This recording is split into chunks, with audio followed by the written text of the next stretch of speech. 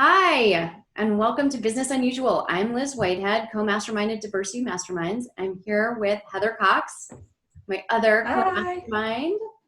And our guest today is Jen T. Grace from Publish Your Purpose Press. Hi, Jen. Hello, how are you both? We're really good. Look at your setup. She's so fancy. You see That's her? what I said. It's like super This pro. is how you do it, girls. Take note. Right. And she had this pre-Business Unusual times. I did. I know. Oh, I know. I had this, Heather, when you and I did our podcast back in like 2013, when I first learned about your circus activities. I think that was like 2013. It might have even been 2012. So yeah, it was like, I think it was back. before I moved to Vegas, and my audio was so bad because I didn't have any of that set up at all. I actually have a better setup, but it's not 100% yet because this whole, like, as you know, Jen, homeschooling children and trying to run a full-time business has been a little challenging. Just a little.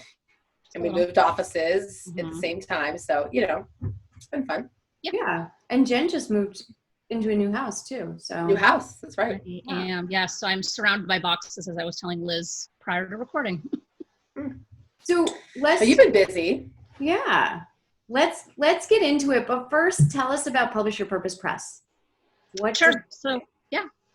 We're a hybrid publisher that focuses on nonfiction memoirs. And so our audience really focuses on people who are building a brand, they're building their speaker career, building their business. So it's not necessarily just a memoir that's kind of a passion project. It's a memoir that's going to fuel speaking engagements and additional consulting opportunities and things like that. So that's a very, very brief version of it. And we do focus on amplifying and elevating diverse voices and marginalized communities.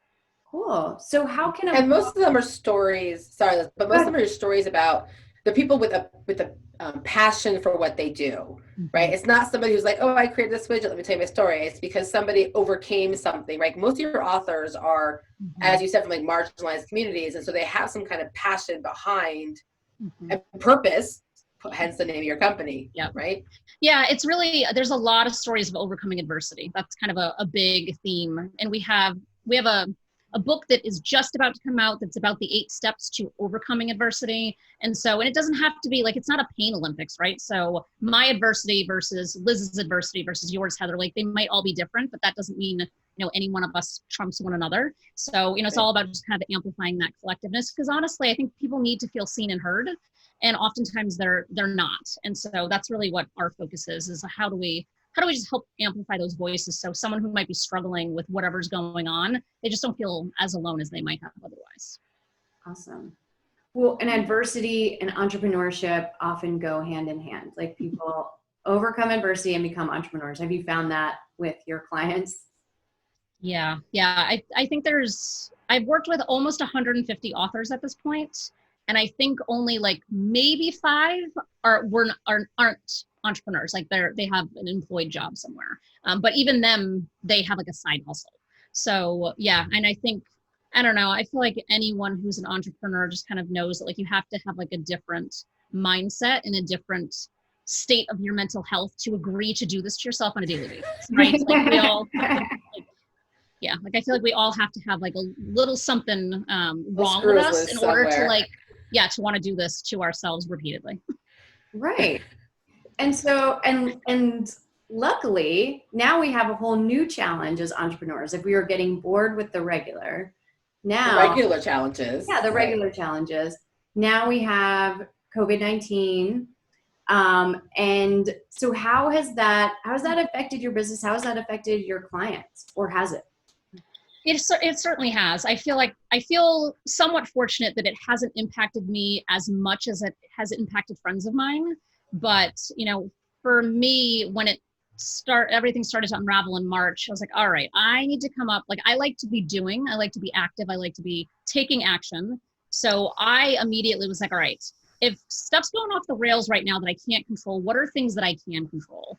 And so I started doing a writing challenge. Then I did a marketing challenge. I started a podcast. Like I did all of these things that I kind of had on my to-do list anyway, but I think it's really hard to sell to someone right now because they might have just lost a huge contract that they've been working on, or their sales pipeline just completely dried up.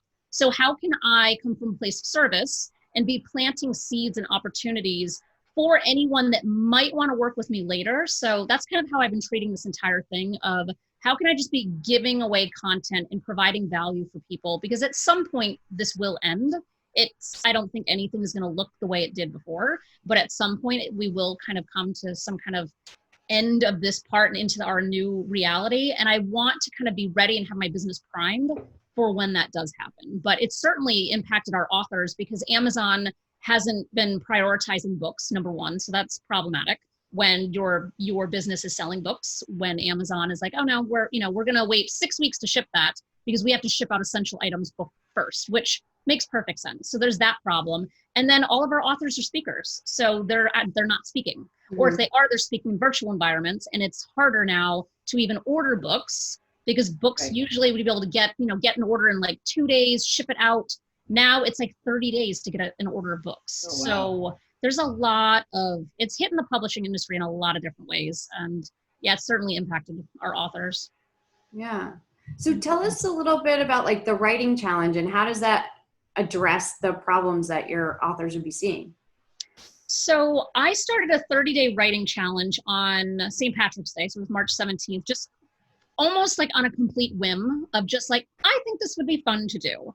And I'm sure Heather will appreciate this, that my hair is usually short, number one. I don't have long hair, but it's getting quite long at this point. I was noticing the new accessorizing that you got going on I put all kinds of different colors of them. Yes, I've had to, this is like my personal having to pivot because I haven't gotten my hair cut since March. And that is like unheard of. Like I have to get it cut every 4 weeks. Like, so I'm like. You're lucky that you have no gray. That's so amazing. I don't have not a single one. So that I feel grateful for. Wow. Should be, for sure. I'm very grateful. If I went since March without any dot, it'd be like Golden Girls up in here. No way. That's how most people I know, or like even authors that we work with, and like because we do video almost all the time, like, wow, all right, now we know what color the roots are. Color. But so what's been funny is that so I started it on March 17th. And I just did it on a complete whim. And I didn't make any promises, but I said, I'm going to, post a tip a day. And I decided to do them on video. And so once I did like 7 of them on video, I'm like, well, now I have to make it like a thing and make sure all of them are on video. And so I did that. I waited a week and then I started a 30-day marketing challenge. And you can just see the evolution of my hair growing from start to finish. So that's what I thought, Heather, you would appreciate. But the writing challenge is just tips on how to get started. Because I think that's the number one thing people struggle with when it comes to writing a book is that they just don't know where to start. So it's a combination of accountability related tips, like actual technical tips from a writing standpoint, emotional tips. And it's really, and I ended up creating a free program that's called Getting Started for Authors to just kind of package that together in a more helpful way for people. Because honestly, if you just lost your job or your clients are drying up, and you may actually have more time now. I have felt like I have had less time. Heather, you have 5 kids. Like, of course you have less time. So it's one of those things that like you're juggling family and obligations and stuff like that. But, some people do have more time right now, but they might not have the resources and money. So I created this program just to provide value again, because at the end of this, maybe they actually followed the directions and they got a manuscript written in this process. And then maybe they'll need me at a later point in time. But if they don't, at least I was still part of that catalyst in helping them like realize that they have a story to tell and that they were able to tell it. So that's kind of the origin of all that loveliness. And what is that called, Liz? Being a go-giver. A go-giver. We love go-givers. Yeah. We talk about it a lot with Business Unusual, that exactly like what you said, people are all in different places. Maybe they have more time. Maybe they have less time. Maybe they're just not, we were just talking about just not being emotionally there today. Mm-hmm. And so to be responsive to that at the same time, you almost have a responsibility to say, I have something I can offer you. I can help. Yeah. So that's awesome. I like that you use the word responsibility because that's how it feels like that to me. Like it's like our responsibility as entrepreneurs because we are the ones that are nimble and able to pivot, whereas so many other types of people who are employees or just different types of, whether they're contractors or whatever it might be. I feel like as entrepreneurs, like we are used to pivoting. Like this is just the story of our lives. So I think we're more resilient. Therefore, we're able to kind of come from that place of service, whereas others might be just trying to hold it together right now. Right. And we could be doing both too. pivoting and trying to hold it together. Yeah, right here. Sign me up. I've had my days. I've certainly had my days. I heard someone describe it, and I thought this was so apt, as hell weeks. Like, you go through your hell week when other people have kind of come to a place of calm with it. So not only are you going through this, you're like, is this ever going to end? What am I going to do? I'm completely losing my mind. But everyone else is kind of like, oh, I did that 2 weeks ago. Mm-hmm. You know, our minds. Or that's next week for me. Yeah, exactly. You're not even in, like, everyone's kind of in at the same time. But I was talking to a bunch of my mom friends, and one of the moms was like, I can't do this. She's like, I'm just hiring a nanny. They're not going back to daycare. I can't wait. I can't take the uncertainty. And she was just like freaking out. But she had made a decision in that time, which was great. But then the next week, one of the other moms was like, I'm freaking out. I was like, I know. If we could all just have our freakouts at once, it'd be so much more efficient. I think in the But then we beginning, could be there for each other. That's So true. that's why it's good. The staggering actually it's helpful for each other. Yeah.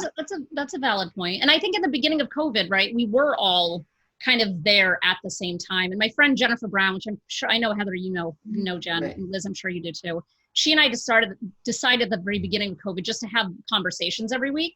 And we're like, oh, let's do them live. And so we've just been at it, asking people to come talk with us. And you can totally see the evolution of both of our mental health from like then to now, like, because it's been up and down. And we've been very honest and very candid with people. Like, I'm having a real shit week, and I'm not going to try to lie about it, because I think we're all kind of in this. So I think there was like camaraderie almost, like in the beginning, like in March and April. But now with like states opening up at different times and doing different things, I feel like people's stress levels are so varied just based on what state you reside in or what industry you're in. So yeah, but I like your approach, Heather, with the staggered. Like, you can lose your mind this week, I'll be there, and then I'll lose mine next week. And And you can be there for me. Yeah. Right, that's how it works. Right. Yeah. Or we'll just make it worse.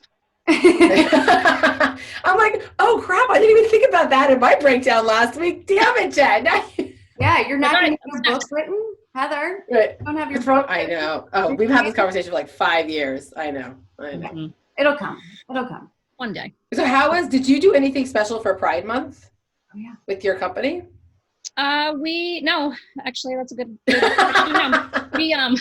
We released a number of books that have LGBTQ related themes, and we did a discount across the board on all of our books specifically for Pride Month, but we didn't do anything really specifically, which is sad, because I feel like every year for like the last 15 or 16 years, I've done something for Pride. And this year I'm like, I forgot it's even June. And of course, with Black Lives Matter, I feel like that has absolutely taken priority over LGBTQ Pride. And I think that's what I was able to see across the board in media and social media. It was really inspiring to see how so many queer people were like, we're stepping aside because there's a larger calling for us to be supporting right now. And I thought that was really, really touching. But that had nothing to do with my reason for not doing anything. But Yeah. Well, as someone who works with marginalized authors too, I'm sure you had authors to promote during Black Lives Matter and things like that. So. Oh, absolutely. Yeah, we have 3 books right now that are all race related that will be coming out soon. They were all in production well before this happened, but we've kicked up our timelines significantly, knowing that there is an opportunity that their voices really need to be at the front of this conversation. So we kind of reconfigured a lot of our production schedules to make sure that these books could take priority. So yeah, and just kind of promoting and talking about it. And then like Jen and I doing this weekly, we don't even have a name for it. We've been doing it. So we're like 18 episodes in. We have no title, no name. We're just rolling with it and hoping for the best. And, so we've been intentionally making sure that we're finding diverse voices in those conversations too, to say, like, we have a platform, we have our individual platforms, we have a platform together, but how are we bringing in other voices that are not mine and they're not hers in order to help kind of amplify those messages? So it's been working. That's great. Mm-hmm. So with all that, what's something that you hope sticks after this? That's a great question. And I would say the lack of a need for perfection. To me, I have found that very refreshing as someone who, I hate that phrase of, I'm a recovering perfectionist. It's like, yeah, I think we all are.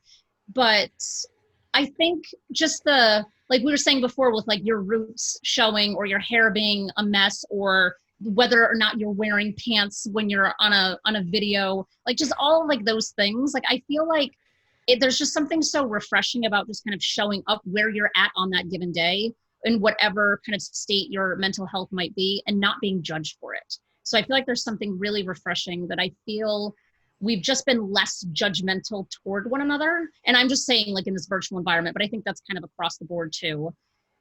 Although there's obviously lots of raging political debates that are happening right now that I think are very judgmental. But I think on a just a human to human level with people that you're interacting with, you know, like I talk to, sometimes I'm talking to, I talked to an author yesterday who had a complete breakdown, and she's one of the toughest people I know, one of the most badass businesswomen that I know.